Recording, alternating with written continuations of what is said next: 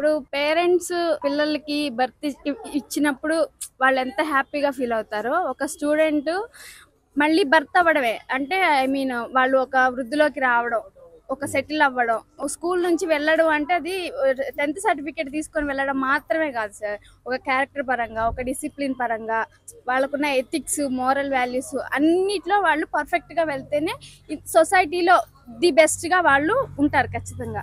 ఇప్పుడు నేనున్నాను, నాకు ఒక బాబు ఉన్నాడు. వాడు ఏదైనా తప్పు చేస్తే నేను నలుగురికి చెప్పుకోవడానికి ఇష్టపడను. ఎందుకు? వాడు నలుగురిలో బ్యాడ్ అవుతాడు, నా పిల్లోడు నలుగురిలో అలా షో అవ్వకూడదు అనేసి నేను దాచుకుంటా. వాడి తప్పు ఏదైనా ఉంటే కడుపులో పెట్టుకొని సో అది పర్సనల్ గా చెప్పి వాడికి సరిదిద్దుకుంటా. అలా అలా కాదురా, ఇలా కాదురా అనేసి. ఈవెన్ మన పిల్లలైనా సరే, స్టూడెంట్స్ ఏదైనా తెలిసి తెలియక తప్పు చేసినప్పుడు అందరిలో వాళ్ళని ఎప్పుడు అందరిలో అవమానకరంగా మాట్లాడకూడదు, అవమానకరంగా తిట్టకూడదు, పనిష్ చేయకూడదు అనేది నేను ఫాలో అవుతాను. ఇన్ కేస్ తప్పు చేయకుండా ఎవరు ఉండరు. పెద్దవాళ్ళు మేమే పెళ్లిళ్ళు అయ్యి పిల్లలుండి ఏదో ఒక మిస్టేక్స్ చేస్తానే ఉంటాం. వాళ్ళు చిన్న పిల్లలు, తెలిసి తెలియని వయసు, అందులోని ఇప్పుడున్న సోషల్ మీడియా, మొబైల్స్ వాళ్ళని ఎక్కువగా వాళ్ళకి మించిన అవేర్నెస్ అనేది వాళ్ళకి అందుబాటులో ఉన్నప్పుడు మిస్టేక్స్ జరుగుతాయి. అలాంటివి జరిగినప్పుడు ఏంటంటే ప్రతిదీ పేరెంట్సే టేక్ కేర్ తీసుకోవాలి అనేది జరగదు. ఎందుకంటే వీళ్ళు ఎక్కువ టైం మాతోనే స్పెండ్ చేస్తారు కాబట్టి అలాంటి ఏదైనా తెలిసినప్పుడు మనం పర్సనల్ గా వాళ్ళతో మాట్లాడాలి, మోటివేట్ చేసుకోవాలి, చెప్పుకోవాలి. ఇది మా ఇలా నీ ఫ్యామిలీ సిచ్యువేషన్ ఏంటి, దాని పరంగా నువ్వు వెళ్ళాలి.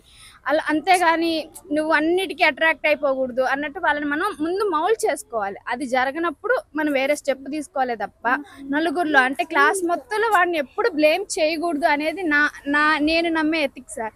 నాకు అలా ఇష్టం ఉండదు. ఎందుకంటే ఒకసారి స్కూల్కి వచ్చానంటే నా పిల్లల్ని, నా ఫ్యామిలీని నేను మర్చిపోయి వీళ్ళతోనే నేను మింగిల్ అవుతాను డే ఎండ్ వరకు. మళ్ళీ ఇంటికి వెళ్ళాక కానీ నా ఫ్యామిలీ నాకు గుర్తురాదు. సో ఇంత టైం మనం వాళ్ళతో ఉన్నప్పుడు మనం కంప్లీట్ గా వాళ్ళని ఓన్ చేసుకోవాలి. మనం కూడా వాళ్ళని అలాగే ఉండాలి, వాళ్ళని మనం అలాగే ఓన్ చేసుకోవాలి. ఎడ్యుకేషన్ పరంగానే గొప్పోళ్ళు అవుతారు అనేది నేను నమ్మను సార్. ఎందుకంటే ఈ రోజుల్లో చదువుకున్న వాళ్ళు సంపాదిస్తున్నారు, చదువుకోని వాళ్ళు కూడా సంపాదిస్తున్నారు. కానీ మనకి రెస్పెక్ట్ అనేది అది చదువుకున్న వాడికి చదువుకోని వాడికి తేడా చూపించింది ఖచ్చితంగా. కాబట్టి ఆ రెస్పెక్ట్, ఆ వాల్యూస్, ఆ డిసిప్లిన్ ఎవరైతే స్కూల్ స్టేజ్లో నేర్చుకుంటారో వాడు సొసైటీలో ది బెస్ట్ సొసైటీ, ఒక ఫ్యామిలీ మెంబర్ అవుతాడు, ఒక ఫాదర్ అవుతాడు, ఒక సన్ అవుతాడు, అన్ని ఫుల్ఫిల్ చేస్తాడు.